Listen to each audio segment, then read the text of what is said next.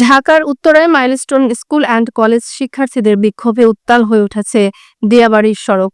সাম্প্রতিক প্রশিক্ষণ বিমান দুর্ঘটনায় নিহতের সঠিক সংখ্যা প্রকাশ সহ ৬ দফা দাবিতে আন্দোলনে নেমেছে শিক্ষার্থীরা। আজ সকাল ১১টা থেকে উত্তরার দিয়াবাড়ি এলাকার মেট্রো রেল লাইনের নিচে এবং স্কুল সংলগ্ন সড়কে অবস্থান নেন তারা। প্লাকার্ড হাতে শিক্ষার্থীদের স্লোগান, নিহতের প্রকৃত সংখ্যা গোপন কেন, আমরা নিরাপদ ক্যাম্পাস চাই, দায়ীদের বিচার চাই। তাদের ৬ দফা দাবির মধ্যে রয়েছে নিহতদের সঠিক নাম ও তথ্য প্রকাশ, আহতদের নির্ভুল তালিকা, শিক্ষকদের ওপর সেনাবাহিনীর সদস্যদের হাত তোলার ঘটনার ক্ষমা প্রার্থনা, ক্ষতিপূরণ প্রদান, ঝুঁকিপূর্ণ পুরনো প্লেন বাতিল করে আধুনিক প্লেন চালু এবং প্রশিক্ষণ পদ্ধতিতে মানবিক ও নিরাপদ পরিবর্তন আনা। শিক্ষার্থীরা জানায়, এটা শুধুই প্রতিবাদ নয়, এটা তাদের অস্তিত্বের লড়াই।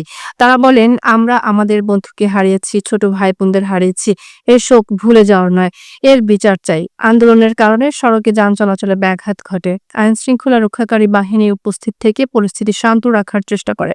তবে স্কুল কর্তৃপক্ষ থেকে এখনো কোনো আনুষ্ঠানিক বক্তব্য পাওয়া যায়নি। শিক্ষার্থীরা বলছে, দাবি পূরণ না হওয়া পর্যন্ত আন্দোলন চালিয়ে যাবে তারা।